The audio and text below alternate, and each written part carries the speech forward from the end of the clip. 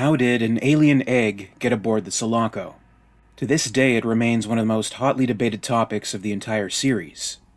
Getting to talk about this mystery was actually one of the reasons I began this channel in the first place, and the topic was discussed in one of my very first uploads. I covered a fair amount of the most commonly held theories over the years.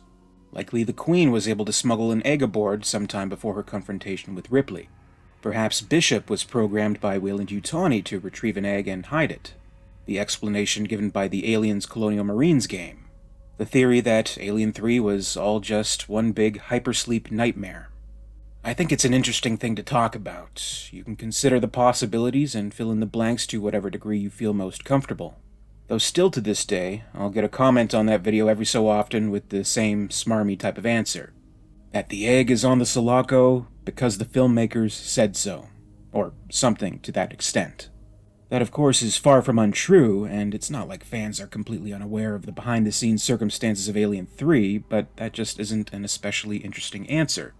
As true as it may be, as sound and satisfying as it is to follow the movie logic, and just accept that however it got there, sometimes you just want a little more.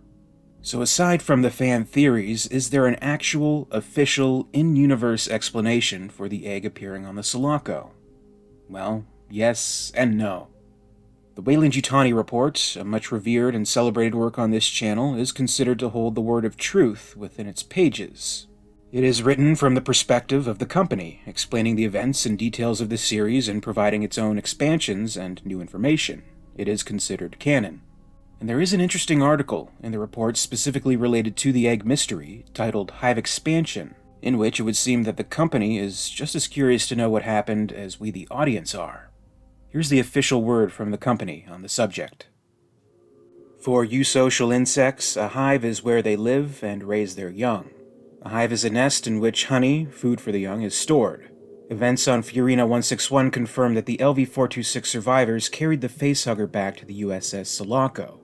Ripley arrived at Fiorina 161 implanted with a queen, and a second facehugger escaped from the EEV and implanted a four-legged mammal on the surface. Lacking recorded evidence, we have only educated conjecture as to how this was possible, but based on what we know of the xenomorph species, there are two theories as to how the Sulaco was compromised. In brief, either a drone xenomorph planted one or more eggs aboard the dropship, as Bishop and Hicks waited for Ripley at the processor, or the Queen secreted eggs aboard the Sulaco at some point. There is evidence to support either scenario.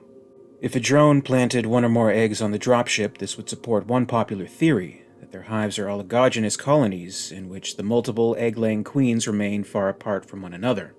It has been posed that a successful colony sends drones out to search for new host environments in order to expand the hive.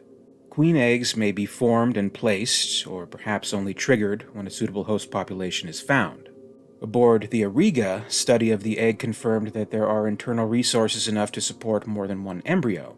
It is possible that a single starter egg may hold both a queen and a drone embryo, although this is obviously speculation. Although there were no image captures of a drone approaching the dropship while Ripley went in search of the child, a drone had earlier boarded the Cheyenne dropship without attracting notice. Final uploads to the Sulaco confirm that an adult drone killed PFC Spunkmeyer and Corporal Farrow, boarding through the ship's open bay. Bishop did not leave the bay door open for long after Ripley disembarked, but he was at flight controls and Hicks was in and out of consciousness. A minute would have been long enough. The other, more likely theory posits that the Queen deposited a resinous egg sac in the landing gear of the dropship, or flung some amount of egg-forming material from her body once the ship was back on board the Sulaco. Although she was detached from her external reproductive system, obviously her body was still capable of forming new eggs. When she climbed aboard the dropship, she would have been aware that her hive had been destroyed. This might have initiated the formation of a new queen egg. At this time, it is unknown exactly how a hive begins or spreads.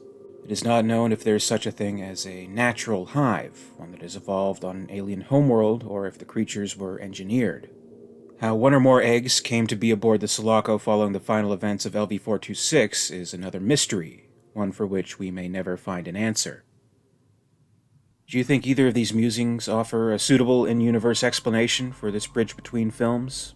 The egg on the Sulaco has always been a hot topic of debate. In the past, as I've mentioned, I've offered my own theories, and during the years of reading comments on that video, I've seen some pretty passionate beliefs. When it does veer into the real-world reasons, it sort of runs into a wall.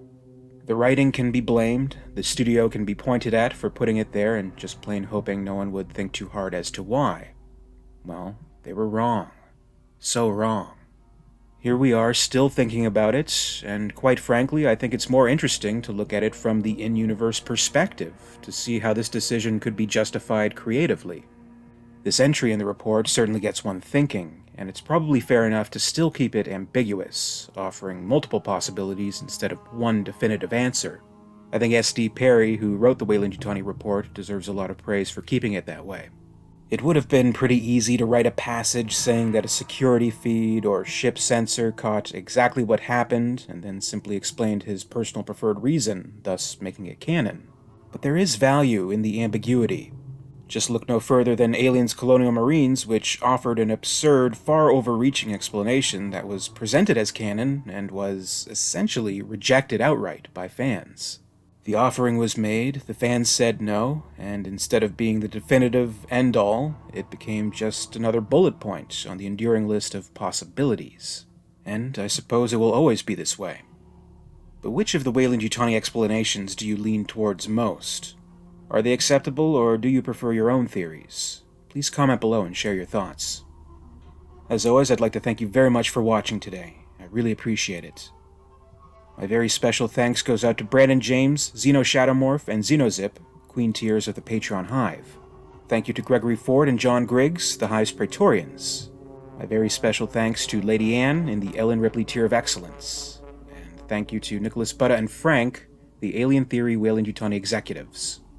I'll be back soon for more videos. In the meantime, you can follow me on social media. Follow @alien_theory on TikTok for some fun video extras, and follow @alientheoryyt on Facebook and Instagram for more. And until next time, this is Alien Theory, signing off.